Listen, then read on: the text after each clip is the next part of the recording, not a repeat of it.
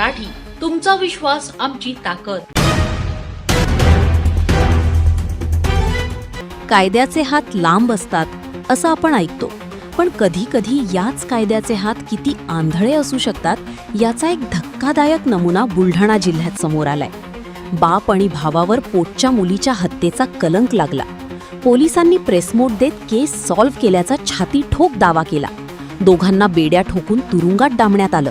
पण ट्विस्ट असा की ज्या मुलीचा खून झाला असं पोलीस सांगत होते, तीच मुलगी 28 मे रोजी चक्क जिवंतपणे पोलीस स्टेशनमध्ये हजर झाली। होय, तुम्ही बरोबर ऐकताय। पोलिसांचा तपास कसा चक्रावलाय आणि निष्पाप बाप भावाचा छळ कसा झालाय पहा या विशेष रिपोर्टमध्ये। तारीख 26 मार्च 2026। ठिकाण बुलढाणा जिल्ह्यातील जळगाव जामोद तालुक्यातलं राजुरा धरण। या धरणाच्या परिसरात एका अज्ञात महिलेचा अर्धवट जळालेला आणि छिन्नविछिन्न अवस्थेतील मृतदेह आढळतो। मृतदेहापासून काही अंतरावर तिचं शीर पडलेलं असतं।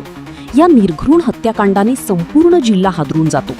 जळगाव जामोद पोलीस आणि फॉरेन्सिक टीम घटनास्थळी धाव घेते। प्रकरणाचं गांभीर्य ओळखून वरिष्ठ पोलीस अधिकारी तपासाची सूत्र हाती घेतात आणि काही दिवसांतच बुलढाणा LCB आणि जळगाव जामोद पोलीस एक खळबळजनक खुलासा करतात। मृत मुलगी ही मध्य प्रदेशातील शिवानी बापूराव कळमेकर असल्याचा दावा पोलीस करतात। विवाहित असूनही तिचे प्रियकराशी अनैतिक संबंध होते आणि याच रागातून तिचे वडील बापूराम नथू कळमेकर आणि भाऊ अजय कळमेकर यांनी तिची हत्या केली असा थिअरी पोलीस मांडतात। रीतसर फोटो आणि व्हिडिओ काढून पोलिसांची पाठ थोपटून घेतली जाते। पण म्हणतात ना, सत्य कधीही लपून राहत नाही। पोलीस तपासाचा हा फुगा काल अचानक फुटला। ज्या शिवानीच्या हत्येच्या आरोपाखाली तिचा वृद्ध बाप आणि भाऊ जेलची हवा खात आहेत, तीच शिवानी 28 मे रोजी आपल्या प्रियकरासोबत थेट मध्य प्रदेशातील बरहाणपूर आणि महाराष्ट्रातील जळगाव जामोद पोलिसांसमोर हजर झाली। शिवानीला जिवंत उभं पाहिलेलं बघून पोलिसांच्या पायाखालची जमीनच सरकली। दिनांक 1/5/26 को शिवानी पिता बापूराम कलमेकर निवासी खड़की की गुमशुदगी दर्ज की गई थी। वह 9 तारीख को अर्जुन पिता दादू कलमेकर की गुमशुदगी दर्ज की गई थी। अर्जुन की तलाश करते हुए यह जानकारी प्राप्त हुई कि शिवानी उसी के साथ में है, जिस पर कि आज दोनों को दस्तयाब किया गया है। और चूंकि ये बालिका शिवानी ही है, इसकी जानकारी प्राप्त करने हेतु थंब इम्प्रेशन के माध्यम से, आधार कार्ड लिंक के माध्यम से भी यह सुनिश्चित हुआ है कि यह बालिका शिवानी ही है और उसके परिजनों के सामने पहचान पंचनामा और प्रकार की विधिवत कार्रवाई की गई है। हाँ सर, इसमें मालूम पड़ा है कि जो महाराष्ट्र की जलगांव जामोद पुलिस, वहाँ पर एक गुमशुदगी रिपोर्ट पे एक युवती की लाश जली मिली थी, गर्दन कटी हुई। तो वहाँ की पुलिस ने इस युवती को मरा हुआ समझकर इसके पिताजी और भाई को जेल में डाल दिया। क्या मामला? जी, जलगांव जामोद में इस बालिका के संबंध में अपराध पंजीबद्ध है और वहाँ पर विधिवत इसकी सूचना दे दी गई है। जलगांव जामोद की पुलिस भी यहाँ पर आ रही है और जिस पर फिर फर्दर इन्वेस्टिगेशन किया जाएगा। मामला दर्ज किया है वहाँ पे हत्या का प्रकरण दर्ज है। आरोपी किसको बनाया है? आरोपी में बालिका के पिता और भाई है, जिसके संबंध में अभी जलगांव जामोद पुलिस को भी सूचना दे दी गई है। हाँ, इसके संबंध में जानकारी वही दे पाएंगे, वो भी अभी आ रहे हैं और फिर इस प्रकरण में आगे के अनुसंधान किया जाएगा। जलगांव जामोद में आए ब्रह्मपुर से, तो मेरा भाई ना मेरा पिताजी को मैं मर गया करके बोल दिया ना, गिरफ्तार कर दिया। भाई का नाम क्या है तेरा? अजय। पिताजी का? बापूराम। वो निर्दोष है ऐसा लगता है? पिताजी को छोड़ने के लिए अपन क्या प्रयास करेंगे? पिताजी ना भाई को छोड़ के उसके लिए क्या करेंगे आप? सबूत है ना सर। तो अपन पुलिस को अभी क्या स्टेटमेंट दिया तुमने? वही दिया था मैंने, जिंदा है। मैं जिंदा हूँ। हाँ, आप जिंदा है ऐसा बोला आपने? हाँ, मेरे पिताजी को छोड़ दो। मेरे पिताजी को छोड़ दो। शिवानी जिवंत समोर आल्यामुळे आता बुलढाणा पोलिसांच्या 3rd क्लास तपासाचे धिंडवडे निघाले आहेत। आता सर्वात मोठा आणि गंभीर प्रश्न निर्माण झाला आहे, तो म्हणजे जर शिवानी जिवंत आहे तर राजुरा धरणावर सापडलेला तो छिन्नविच्छिन्न मृतदेह नेमका कोणाचा होता?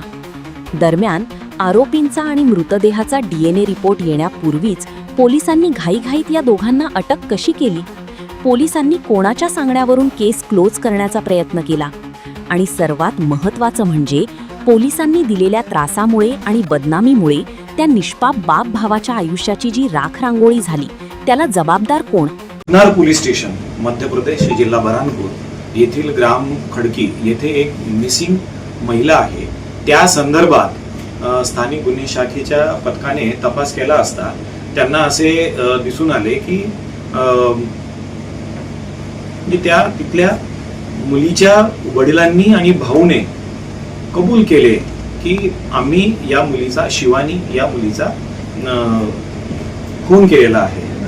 आता जेव्हा अशी माहिती मिळते एखाद्या गंभीर गुन्ह्यामध्ये, तर आता हा एक हिनियस क्राईम आहे, गंभीर आणि हिनियस क्राईम आहे. अशा गुन्ह्यामध्ये जेव्हा आम्हाला माहिती मिळते त्यावेळेस आरोपींना अटक करणे आणि कायदेशीर प्रक्रियेनुसार पुढे काम करणे क्रमप्राप्त असते. त्या दृष्टीने सदर गुन्ह्यामध्ये ती अनोळखी महिला असल्या कारणाने त्यांचे ब्लड सॅम्पल घेणे, DNA प्रोफायलिंगला पाठवणे, त्याची ओळख पटवणे हे पोलिसांसमोर आव्हान होते. अनोळखी महिला असल्याने ही माहिती मिळाल्याने त्यांना अटक करणं हे क्रमप्राप्त होतं आणि त्यानुसार आम्ही त्यांचे ब्लड सॅम्पल घेतलेले आहे. ब्लड सॅम्पल घेऊन ते आम्ही FSL ला पाठवले आहे. जेव्हा FSL चे रिपोर्ट्स मिळण्यासाठी आम्ही पुन्हा एक स्मरणपत्र दिलेलं आहे आणि त्यानुसार आम्हाला त्यामध्ये पुढे काय आहे हे आम्हाला कळणारच आहे. परंतु कालच आम्हाला खकनार पोलीस स्टेशनचे पोलीस निरीक्षक अभिषेक जाधव यांच्याकडून माहिती मिळाली की ती सदर मृत महिला शिवानी बापूराम कलमेकर ही जिवंत आहे. त्या दृष्टीने सदर मुलीला आम्ही पोलीस स्टेशनला बोलवले आहे आणि व्हेरिफिकेशन करत आहोत, तिचे बयान घेत आहोत आणि पुढील कायदेशीर प्रक्रिया आम्ही करत आहोत. हा प्रकार केवळ पोलिसांच्या तपासातील हलगर्जीपणा दर्शवत नाही, तर एका निष्पाप कुटुंबाला न केलेल्या गुन्ह्याची शिक्षा देणारा ठरला आहे. आता या प्रकरणाचे गूढ आणखी वाढले आहे. त्या मृत महिलेला न्याय मिळणार का? आणि बेजबाबदारपणे तपास करणाऱ्या पोलीस अधिकाऱ्यांवर कोणती कारवाई होणार, याकडे सर्वांचे लक्ष लागले. ब्युरो रिपोर्ट, लोकप्रिय मराठी न्यूज, बुऱ्हाणपूर आणि बुलढाणा. अशाच ताज्या आणि वेगळ्या घडामोडींसाठी पाहत रहा लोकप्रिय मराठी न्यूज.